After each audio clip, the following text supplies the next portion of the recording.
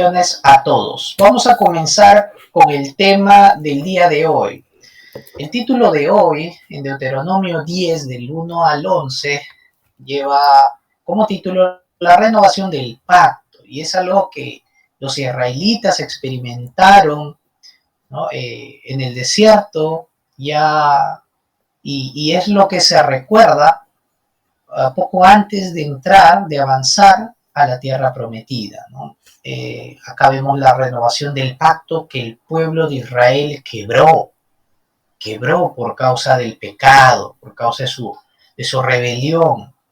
Entonces vamos a dar lectura a los versículos 3 y 4 de Deuteronomio 10. Dice: hice pues el arca de madera de acacia y tallé 2 tablas de piedra como las primeras. Luego subí a la montaña llevando en las manos las 2 tablas. En esas tablas que luego me entregó, el Señor escribió lo mismo que había escrito antes, es decir, los 10 mandamientos que les dio a ustedes el día en que estábamos todos reunidos en la asamblea, cuando habló desde el fuego en la montaña. Amén. Amén, hermanos. Muy bien, vamos a comenzar. Y habiendo leído los 11 versículos, hermanos, hay que prestar mucha atención, porque aquí ocurre un poco, vamos a recordar un poco de la semana pasada, del mensaje pasado que vimos acerca de la dura cerviz de los israelitas. No sé si se acordarán. Entonces vamos a verlo también ahora. Por eso en la introducción vamos a entender que Dios lo que quería hacer con su pueblo, con esta generación ahora, es darles un nuevo comienzo, renovar sus vidas, ¿no? Y lo hace, y qué mejor, pues, renovando su pacto con ellos. Miren, en cada época Dios va renovando su pacto con su pueblo. Dios está mostrando la fidelidad, ¿no? de su pacto, de sus promesas, y eso nos debe estar, pues, llenar de alegría y nos debe dar seguridad en quién estamos confiando. Nosotros como jóvenes pasamos muchas situaciones complicadas en nuestra relación personal, en nuestra conducta con nuestros padres, con nuestros amigos. Tenemos muchas, ¿no? Muchas cosas que nos están moviendo el corazón. Pero hay algo en lo que Dios nos invita a tener seguridad, y es en esa renovación, en ese nuevo comienzo que Dios quiere que tengas. Quizás comenzado de una mala manera, quizás esta semana tú has estropeado muchas cosas, has tomado malas decisiones, o quizá has perseverado en un pecado que quizá, pues, ¿no? pensaste abandonar, pero ahí todavía hay un pecado o pecado oculto al que te estás aferrando. Entonces, pueden haber muchas situaciones, pero tenemos que quebrar todo eso y que haya un cambio en nuestras vidas. Dios nos invita hoy a tener ese nuevo comienzo en nuestros corazones. Y para eso vamos a entender un poquito de qué trata el panorama del texto bíblico, de Deuteronomio 10. Primero Dios comienza pues diciéndole a los israelitas, diciéndole especialmente a Moisés. Mira, Moisés está recordando y dice, Dios me mandó a que yo le trajese 2 tablas, ¿no? 2 tablas de piedra, así como el de las primeras, para que él vuelva a escribir su pacto, vuelva a escribir sus mandamientos ahí. ¿Por qué? ¿Por qué insistimos esto como un nuevo comienzo, una renovación? ¿Por qué? Porque el pueblo, obviamente, para aquella renovación quiere decir que ocurrió antes. ¿Qué ocurrió, ¿no? en la vida de los israelitas? Pues su corazón, la dura cerviz del pueblo, lo llevó a quebrar el pacto de Dios y se hicieron unidos. Ustedes se acordarán. Entonces, en nuestra vida, ¿cuántas veces nosotros como cristianos, no estoy diciendo como incrédulos, ¿no? En la vida pasada ya no tiene nada que ver, pero ahora como cristianos, ¿cuántas veces en nuestra ignorancia o también en nuestro actuar por nuestra emoción, por la circunstancia, hemos roto el pacto de Dios? Recordemos que Dios lo dio en el monte del Sinaí a su pueblo. Y si nosotros leemos Éxodo 34:9, la palabra de Dios nos dice que el pueblo es de dura cerviz, y es por eso que el pueblo recibió la palabra y la rechazó. ¿Qué ocurrió? El pueblo, mientras que debían de esperar pacientemente los mandamientos de Dios, ellos cayeron en idolatría. Entonces, ¿en nuestro corazón hay algún ídolo? Esta semana, ¿qué hemos puesto en lugar de Dios en nuestras vidas? Puede ser el trabajo, puede ser, no sé, mis intereses. ¿Qué cosas están ocupando el lugar de Dios que me hacen romper el pacto de Dios? Recuerden que cuando Dios hace el pacto y le da los mandamientos, el primer mandamiento dice, no tendrás dioses ajenos.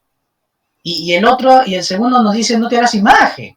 Entonces ya se está rompiendo el mandato de Dios, ya estamos transgrediendo su palabra. ¿Hay algún ídolo en nuestro corazón esta semana? ¿Quién ha sido nuestro ídolo? Quizá nosotros mismos. No le hemos dado el lugar a Dios y solamente hemos vivido para nosotros, yo y yo. Los israelitas también murmuraron. ¿Alguna vez hemos murmurado o en qué situaciones especiales hemos murmurado en contra del hermano de la iglesia, por ejemplo? ¿En contra de mi familia? ¿Algún primo? ¿Algún hermano? ¿No? O contra nuestros padres también. Hemos murmurado, hemos hablado mal.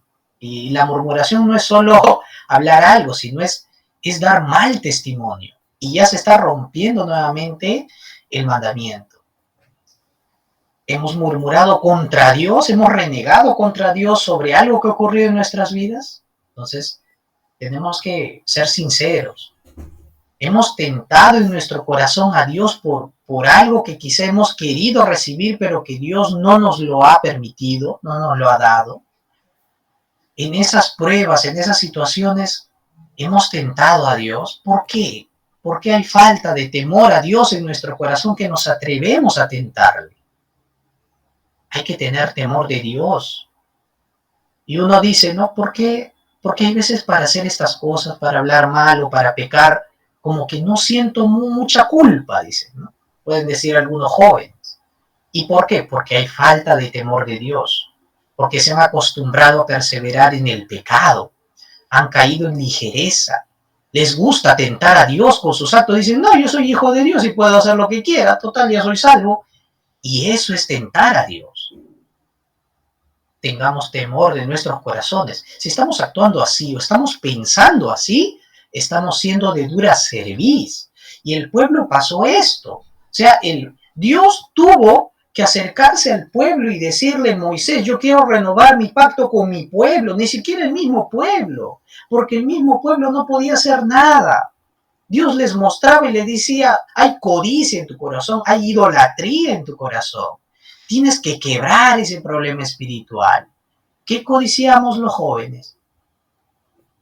Quizá alguno ha codiciado, por ejemplo, la enamorada del prójimo, ¿no?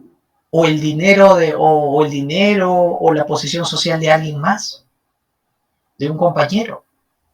La libertad que tiene mi vecino joven, yo no la tengo porque como soy cristiano tengo que medirme. Codiciamos cosas vanas, para colmo vanas, porque si fuera lo bueno, pues no. Uy, no, yo quisiera ser tan obediente, ¿no? Como lo es tal persona. ¿A quién dice eso? Nadie, ¿verdad? Entonces, nuestro corazón siempre está tendiendo hacia el pecado porque por naturaleza tenemos el problema espiritual y hay que reconocer delante de Dios. ¿Por qué nos está costando confiar en Dios? ¿Hay dudas de Dios en nuestra vida? Los israelitas dudaron en Cades Barnea. Ellos cuestionaron, le dijeron, Dios, yo veo como veo la situación, es imposible. Es imposible que tú cumplas tu palabra. ¿Hacemos menos a Dios? ¿Pensamos que Dios no puede? ¿Que Dios no es poderoso?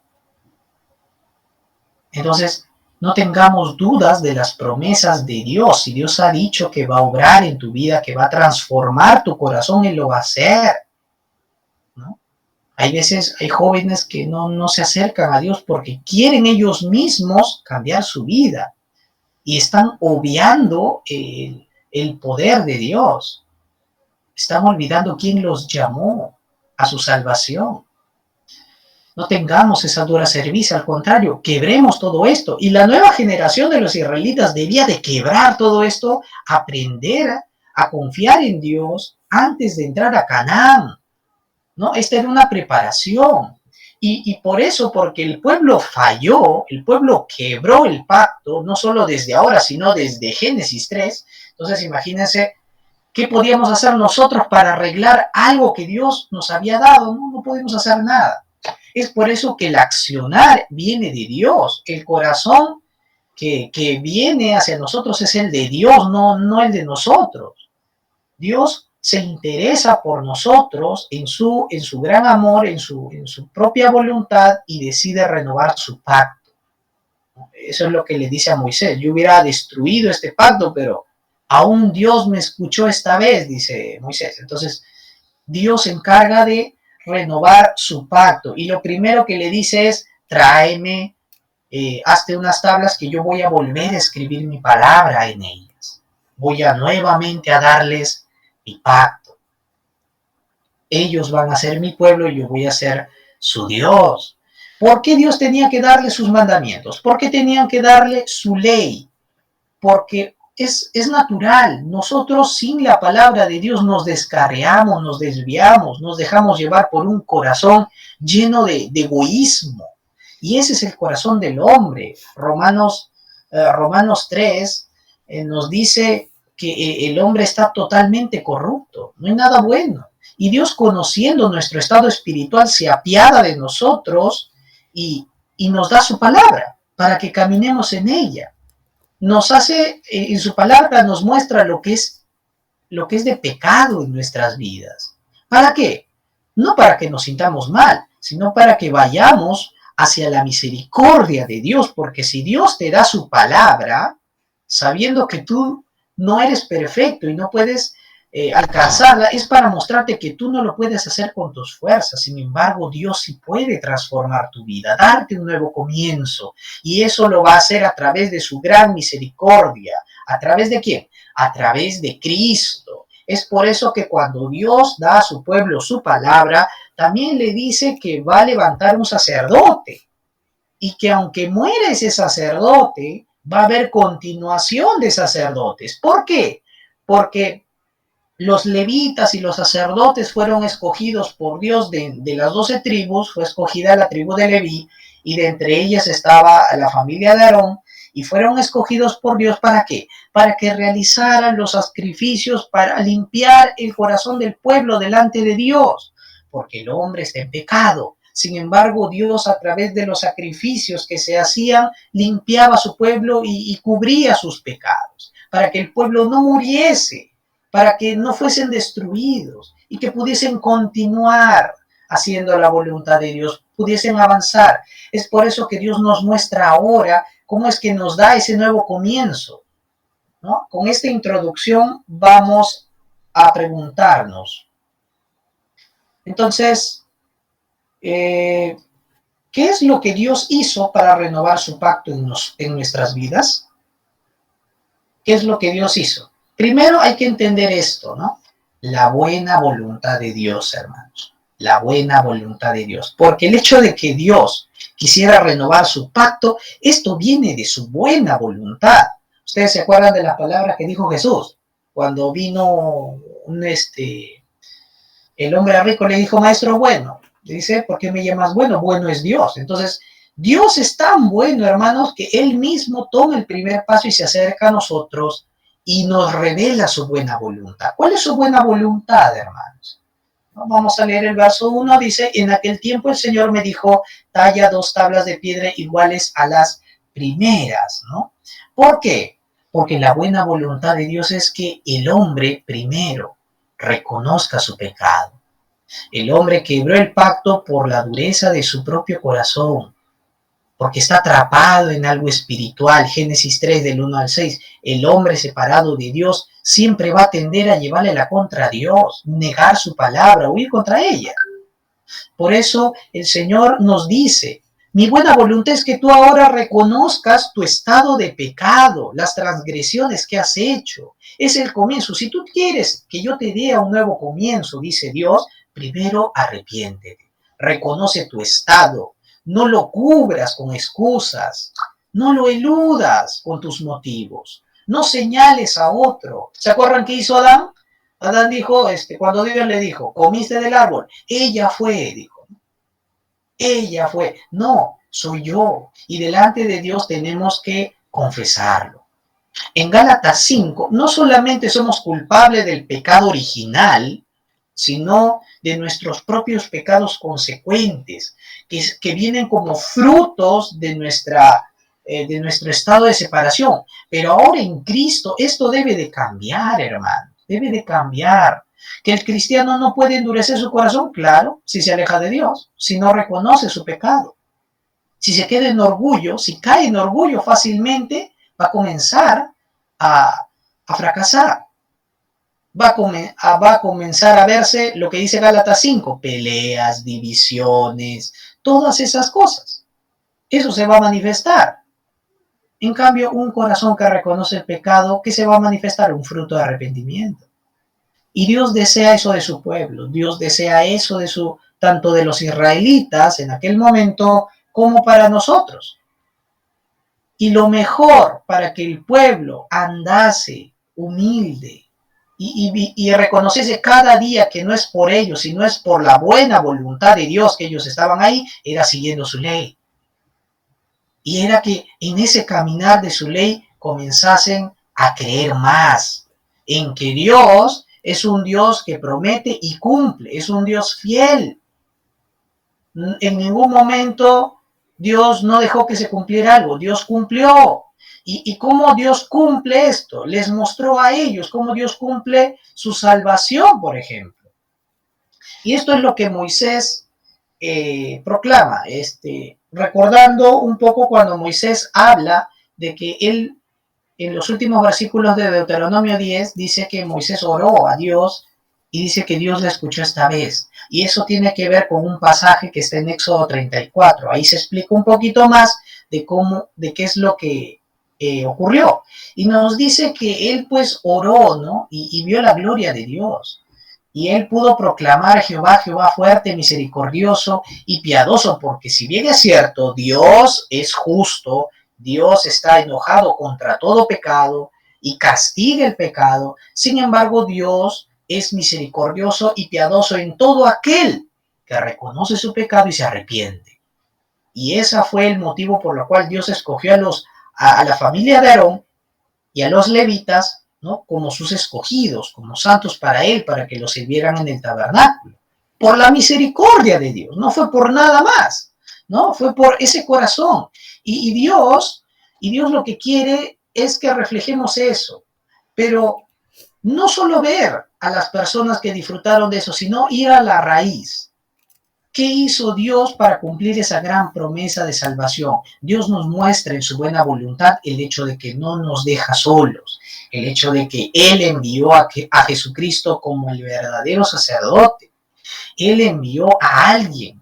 Mi pueblo va a entrar a la tierra, sin embargo, no va a entrar y lo voy a dejar a la deriva con su propio pecado. No es eso. Por eso Dios dio a los israelitas el libro de Levíticos. ¿Por qué? Para que ellos vieran ahí, a través de los sacrificios, de los rituales de expiación, de la purificación, a través de eso, vieran que Dios quería un pueblo santo, un pueblo que confesase perdón de pecados, que Él de verdad estuviesen delante de Dios. Dice Génesis 3:15 que Dios enviaría la simiente de la mujer para salvarlos del problema del pecado. Ese problema espiritual que en cada situación nos aleja de Dios y no nos hace comprender la buena voluntad de Dios. Y en Hebreos 7, hermanos, ese Cristo viene y muere en la cruz por nosotros. En Hebreos 7 voy a dar lectura, 23 al 25, dice la palabra. Y los otros sacerdotes llegaron a ser muchos debido a que por la muerte no podían continuar. Dice, mas este, por cuanto permanece para siempre, tiene un sacerdocio inmutable, por lo cual puede también salvar perpetuamente a los que por él se acercan a Dios, viviendo siempre para interceder por ellos. Amén. Era necesario, nos está diciendo primero, era necesario poner sacerdotes. Y como hemos leído en Deuteronomio 10, Aarón murió. Él era el primero sumo sacerdote. Pero si moría Aarón, ¿quién iba después a dirigir y hacer los sacrificios, a llevar la sangre ante el lugar santísimo y purificar al pueblo en el día de la expiación? ¿Quién iba a hacer eso? Entonces ahí el pueblo moría, perecía. Era necesario que continuase un sacerdote más, y continuó el hijo de Aarón, que fue Eleazar. ¿Por qué? Porque obviamente todos somos personas que no duramos para siempre. Uno crece, envejece y parte con Dios. Pero tenemos a un sacerdote que no solo murió, sino que es inmutable, aquel que nunca cambia, porque él murió y resucitó, y habiendo vencido la muerte ya no tiene poder sobre él. Él es eterno, él resucitó, él está en los cielos, y él ejerce un sacerdocio mejor que el de todos, porque él vive para siempre. Y él pagó con su propia sangre, ni siquiera agarró un cabrito, un corderito para ofrendarle a Dios, fue su propia sangre. En eso vemos la buena voluntad de Dios en nuestras vidas. La gente en la noticia ve, ay, es que Dios castiga, es que Dios es malo. No, la buena voluntad de Dios es el perdón de pecados que nos ha dado. Hebreos 7 nos dice, ahora que Cristo ha resucitado, que Cristo es nuestro sacerdote, ¿no? Él permanece para siempre, ¿no? Él nunca muere y tiene un sacerdocio inmutable. Por eso ya no hay necesidad de buscar un sacerdote o llevar un animal. Jesucristo nos ha dado completo perdón de pecados como nuestro sumo sacerdote delante de Dios, quien con su sangre ha quitado nuestros pecados para que andemos en santidad, para que no fuésemos destruidos y delante de Dios poder decir, Dios, heme aquí, yo quiero servirte. Y esta es nuestra seguridad, la obra de Cristo. ¿Queremos quebrar la dura cerviz? Veamos la obra de Cristo. ¿Queremos comenzar a cambiar nuestro corazón? Reconozcamos nuestro pecado. Y ahora no solo habían sacerdotes, sino que también habían levitas. Estos levitas eran obviamente los que conformaban toda la tribu de Leví. Y todos ellos estaban en el lugar del atrio sirviendo a Dios, ¿no? En el atrio dentro del tabernáculo, donde estaba pues el altar de bronce y estaba la fuente de bronce, ¿no? Ya los que saben más o menos acerca del tabernáculo, ellos servían en todo el ambiente del atrio, ¿no? Entonces los levitas tenían un corazón y su comienzo fue ese, tener ese celo de Dios por la palabra y tener de verdad odiar el pecado. ¿De dónde salen los levitas, hermanos? Hay que recordar un poquito. Los levitas surgen desde el momento en donde Moisés baja del monte de Sinaí con los mandamientos y ve que el pueblo se ha hecho un becerro. Y Moisés rompe las tablas y muele, ¿no? Rompe la estatua, la muele hasta hacerla polvo, y Dios delante de ellos les dice, ¿no? Ustedes han roto el pacto de Dios. Ustedes han pecado contra Dios, han sido idólatras. Y en ese momento él dice, ¿no? Los que estén con el Señor, vengan a mí. ¿No? Él dice, pónganse conmigo los que se arrepienten, los que reconocen su pecado y quieren volver al Señor. Y los primeros que hacen eso es la tribu de Leví, ¿no? Y la orden siguiente era, ¿no? Quitarle la vida a todo aquel pues que no había venido en pos de Dios, los que permanecieron en su maldad, aquellos que siguieron la idolatría, no quisieron arrepentirse. Entonces, los que hicieron eso, ¿no? Los que se pusieron en el bando de Dios y los que quitaron todas esas todo ese pecado del campamento fue la tribu de Levita. Es por eso que aquellos, ¿no? Aquellos escogidos por Dios, aquellos al servicio de Dios, tienen que ser los primeros en ponerse a cuenta delante de Dios. ¿No? Todos los hijos de Dios somos esos levitas que sirven a Dios, que en su corazón basta que haya pecado, se reconozcan ese pecado, se postran delante de Dios, aborrecen el pecado y van a Cristo y reconocen que es por Él que hemos sido escogidos, no por nosotros. Tenemos que tener un corazón levita que quiera servir a Dios. 1 Pedro 2:9. Nosotros somos linaje escogido, real sacerdocio, nación santa. ¿Por qué? Porque hemos sido rescatados por Jesucristo para anunciar las virtudes de Cristo que nos trasladó de tinieblas a luz. Y en Tito 2:14, vamos a leer. También quiero que estén con sus Biblias. Vamos a buscar. Tito 2:14 dice: quien se dio a sí mismo por nosotros para redimirnos de toda iniquidad y purificar para sí un pueblo propio, celoso de buenas obras. Entonces, ese corazón debemos tener, un corazón que ha sido purificado por Dios, un corazón celoso de buenas obras, de querer hacer la obra de Dios. Eso es lo que Dios desea para nuestras vidas. Y por último, como tercer lugar, tenemos que entender que la buena voluntad de Dios expresa la misericordia que Dios ha tenido con este pueblo y también con la que tiene con nosotros. Porque el versículo 7, que vamos a leer todos Deuteronomio 10:7 nuevamente, por eso les pido que no cierren sus Biblias. Dice la palabra, esto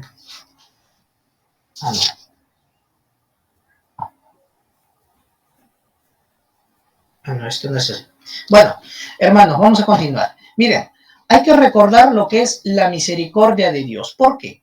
Porque el pueblo merecía ser castigado. El hecho de romper el pacto de Dios significaba pues desligarse de Dios. Era la muerte. El hombre desde en Génesis 3, desde que quiebra el pacto estando con Dios, desobedece, trajo la muerte espiritual y después la muerte física.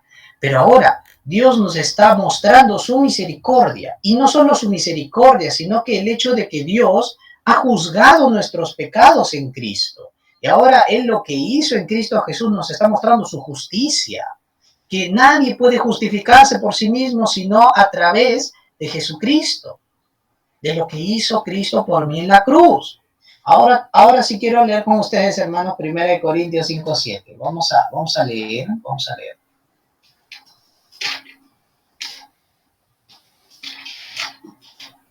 Ya. Dice: limpiaos pues de la vieja levadura, para que seáis nueva masa sin levadura como sois, porque nuestra Pascua, que es Cristo, ya fue sacrificada por nosotros. ¿De qué está hablando? Habla de la nueva levadura y habla de la Pascua. ¿Qué tiene que ver esto? Que los israelitas, cuando celebraron la Pascua, fueron libres, ¿no? Y Dios los salvó de la esclavitud. A nosotros, a través del sacrificio de Cristo, Dios nos salvó del pecado, nos limpió. Entonces, ahora Pablo está hablando a la iglesia haciendo esta comparación y les dice: límpiense, quiten la vieja levadura. ¿Y a qué levadura se refiere? Se está refiriendo a esa levadura de amargura, de odio, de pelea, de disensiones. Justamente las cosas que ocurren en nuestro corazón. Cosas que quizá pasamos en la semana. Cosas que nos hacen injustos. Y Dios desea conducir nuestra vida de la mejor manera.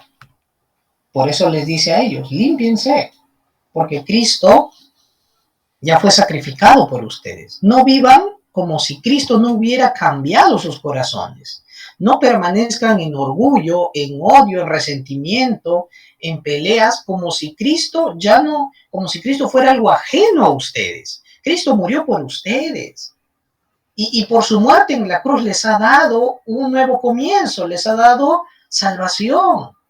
Ahora que tú recuerdas que Cristo, lo que Él ha hecho por ti, se quiebra toda dureza, todo orgullo, todo pecado.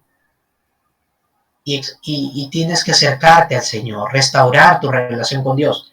En 1 Corintios 11, del 23 al 26, habla de que Dios, a través de la ordenanza de la Santa Cena, Dios hace que recordemos continuamente la obra de Cristo. Cuando Cristo estuvo con sus discípulos en la última cena, le dijo, ¿no? Este vino pues es mi sangre del nuevo pacto, ¿no? Este pan es mi cuerpo que será partido por ustedes, ¿no? Esto tienen que hacerlo en memoria de mí, ¿no? Hasta mi regreso. Entonces, es algo que debe de recordarse, es algo solemne, es algo que proclama la muerte de Jesucristo, su entrega por nosotros. Es algo que debe estar vivo en nuestros corazones cada día. Conclusión, hermanos. Para tener un nuevo comienzo, como lo tuvieron los israelitas, debemos de conocer y quebrar toda la dureza de cerviz, todo ese murmuro, enojo, orgullo, dudas, temores, cosas que tentamos a Dios, quizá nos quejamos, todo eso. Dios no solo te ha dado salvación, sino que desea santificarte. Él quiere renovar tu mente, tus pensamientos, que ya no avances, ya no vivas como con esa mente de incredulidad. Al contrario, que tu mente y tu corazón sean renovados más a la mente de Dios, más a lo que Dios dice.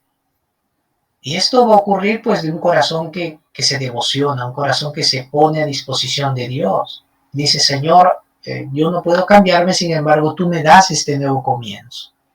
La buena voluntad de Dios es que experimentes su amor, su misericordia, que te ha sido dada en Cristo. Y Dios te la está mostrando porque Dios cada tiempo renueva su pacto con nosotros. Lo hace incluso a través de la cena del Señor.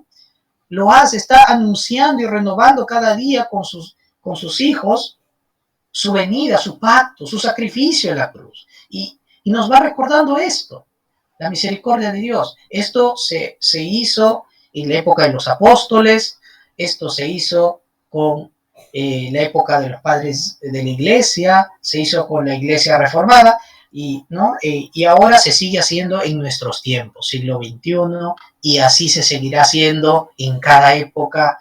Dios va renovando su pacto, renovando nuestras vidas a través de Cristo. Vamos a orar. Amado Señor, Dios eterno, te damos gracias, Padre Celestial, oramos dándote toda la gloria solamente a ti, Señor, porque tú nos muestras tu buena voluntad. Tú deseas que nuestro corazón sea un corazón humillado, un corazón que reconozca tu pacto, que sí es cierto, Señor, cuántas veces lo quebramos día tras día, desobedecemos tus mandamientos, somos rebeldes, Señor, pero tú no quieres que nos quedemos en ese estado, tú quieres renovarnos, transformar nuestros pensamientos, nuestros corazones, tú deseas hacer de nosotros un mejor cristiano cada día, un mejor creyente, que se aferre más a tu palabra, que se aleje más del pecado, que se acerque más a tu palabra.